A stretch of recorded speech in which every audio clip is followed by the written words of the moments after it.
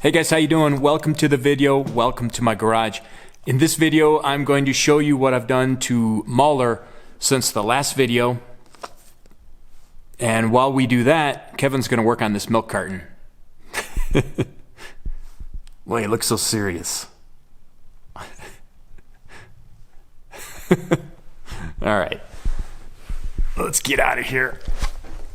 Alright, so if you remember last time, I was working on the wiring harness, and let's start underneath the seat here. This is my electrical box. This is where the Switch Pro modules are. This is where my lithium batteries are, and this now is bolted down to the floor there, so that's nice and secure. That's also where my battery disconnects are. So when I hop in here, the first thing I do is just reach underneath there and click, click, turn on both batteries. And then I have the wiring harness laid in place. This is some temporary stuff I've got hooked up. None of the wiring is loomed up and like permanently zip tied in place, because this is all temporary because I'm going to be painting the chassis soon.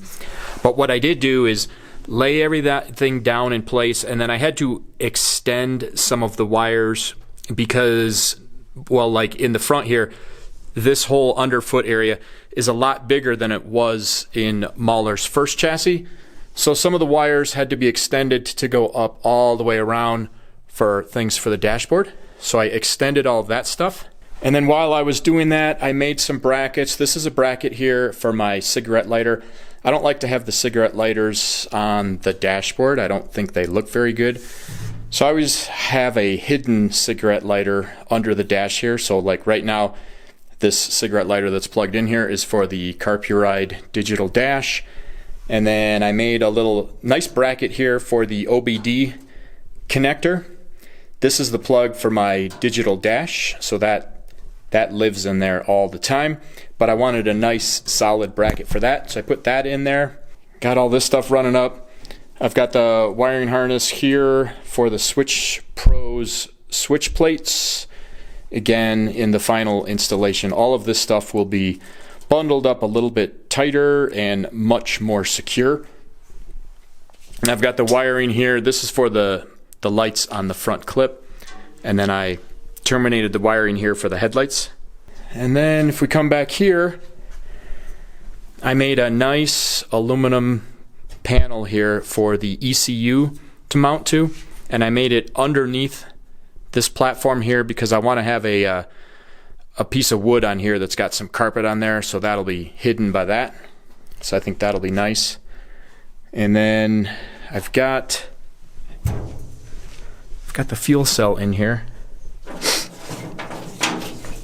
And somewhere here it is.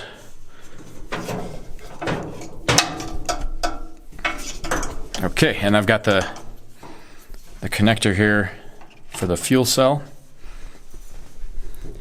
And then I've got the harness. Again, this stuff will all be wrapped on the final installation, but I've got the engine harness that comes back here, and I've got the harness that comes up here for the light wing. So that's all wired in. And then I made sure that the harness, everything reaches on the engine here. None of the engine stuff is plugged in. It's just run. Connectors are right where they need to go, so that I know that everything has enough length to reach where it needs to go. Then I mounted the fuel cell. This is the same exact fuel cell that was in Mauler before. It's got the two fuel pumps. I can only run one at a time, but I've got two in there just in case on the trail I need another one. I would just switch the fuel line from that one to this one, and then switch the plug from that fuel pump to this fuel pump. And then I did go ahead and install the radiator. Again, this is the same radiator that I had on Mauler before. It is basically the same placement. It's a little tiny bit different, but basically the same placement. I've got my overflow bottle here, and I did make some changes on the coolant hoses before. This is a factory piece, but I cut it right here, and I welded an 1.5 inch nipple on there so I could connect this rubber hose right here. Before, this piece was completely factory, and it kind of sticks out this way, and I had made a special bracket that loops it around 180 degrees, which brought it around here, and then I would put a 90-degree hose in there. But this time I wanted it to be a little bit cleaner. Well, also because of my transmission mounts here, that other piece wouldn't fit. But cutting it here and welding that on makes it just a real clean little tube running to the radiator there. And then what I did on this side is, this was from the original. It comes down, it connects to this tube, and this was all on the exact same stuff I had on the original build. It does change once it gets to here, only because this chassis is a little bit different back here, so I had to move these tubes around and twist a couple of things. I was able to do that just by making a cut, moving this piece, welding those back together, welding this bracket on here, and then I've just got a 90-degree 1.5-inch tube that runs here and connects there. There's no fluids in here or anything, so I don't have hose clamps on everything. This is just mock-up. I'm not going to throw fluids at it until I take everything back apart, paint the chassis, and on the final installation, I'm going to do all the fluids and stuff then. All right, now if we come in here, if I turn on, I just turned on the battery disconnects, we should see the Switch Pros panels come up. So this Switch Pro panel is basically my illumination. This panel is more for engine stuff and things like that. So I've got my turn signals, driving lights, headlights, things like that are all hooked up. And those are operating fine. If I come over here and hit the button that says gauges, that, for me, that kind of like initiates 12 volts to the dashboard. So the digital dash over here is lighting up. Actually, the oil pressure gauge is working now, and the carburide is turning on, and it's probably connecting with my phone right now. I don't even have my phone on me. It's sitting over there on my workbench.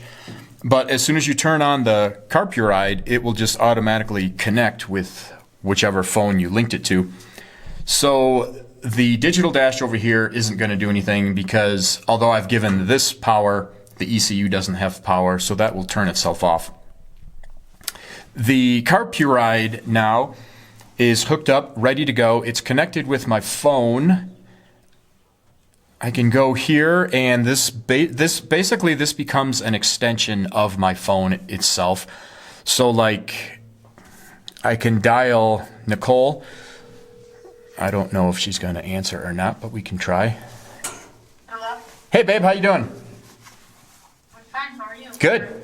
I'm calling you from Mauler, and you're on camera. I know you're busy, so I'm going to hang up. I was just showing everybody how the carburide thing works. So thanks for answering the phone. Awesome. Yeah. Awesome. All right. Are you still working out?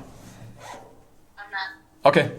All right. My timing's good then. I'm not but yes, timing was good. Okay. No break. Awesome. All right. I'll talk to you later. Okay, bye. Bye. So anyways, you can dial anybody who's in your phone, which is really cool. That was on my favorites. You've got your recents, your contacts, or your keypad. You can just dial up whoever you want. And then you have, I've got, for music on my phone, I use Pandora. So I can go to Pandora. And then this will just play it from my phone, which is pretty cool. I don't want that to play for too long. I'll probably get copyrighted on that. So that gives me the ability now to play music in Mauler, because there's no speakers in Mauler. This is it for the dashboard.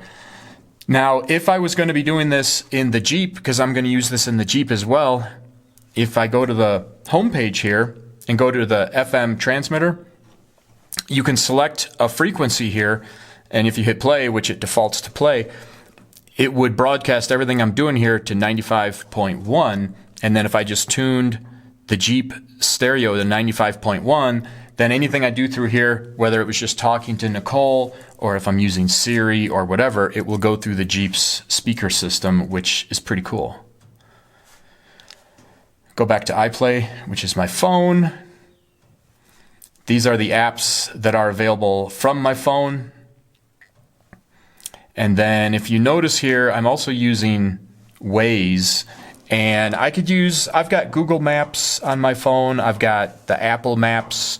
I've got Waze. What I like about Waze is up in the upper right-hand corner here, it tells me my miles per hour. And, I'll definitely use this for navigation when I need it. But when I'm just cruising along, Mauler doesn't have a speedometer at all. So that will be my speedometer right there. So that's actually really helpful for me. It can also access Siri. So if I go, hey Siri, what's 327 times 12? 327 times 12 is 3,924. Nice. That's just what I was looking for. Anyways, it gives you the ability to use Siri. Again, you're really just using your cell phone, but this is now a digital dash on Mauler. Gives him tons of functionality. I don't even need to get my phone out of my pocket. So that's pretty cool.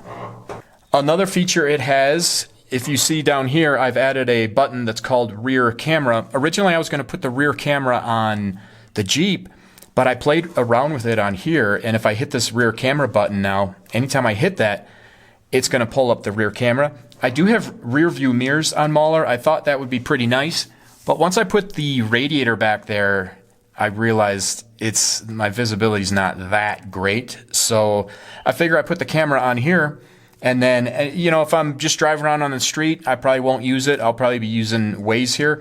But if I'm on the trail or something, I don't want to keep dibs if anybody's creeping up on me. All I got to do is hit that button. And all I'm doing is they want you to wire it up so that if you put your vehicle in reverse, the voltage from your backup lights will activate the camera. And all I did is I just fed it directly with a button there. So anytime I hit this button, if I'm going forward, backwards, whatever, it's going to put the camera on. So that's actually a really nice feature. And then if I just take away power, everything just turns off. And the next time I hit it, this will just turn on, and within like 30 seconds, link to my phone, and I'll be good to go again. So I have to do the limiting straps on the rear. I've got to run the fuel line, but it's close. I already ran some of it this morning. And I think that's it. I should technically do the axles, but I need to order some parts for that. I think I'm going to switch Mauler here over to CVs rather than the U-joints that he had before. So I need to order some parts for that. So I think once I do the fuel line and the limit straps, and hopefully I'll do those this afternoon, then I can tear him apart, paint the chassis, and then start the final build, which would be good because again, I'm not trying to rush Mauler. I'm definitely taking my time and doing a good job on him, but I do want to move him on to his next home so that I can get tweaking on Ratchet again. Regardless, that's it for this video. Thanks for watching, guys. I am enjoying keeping you guys up to speed with the progress on Mauler, and hopefully it's entertaining you, and I will see you on the next video. Take care.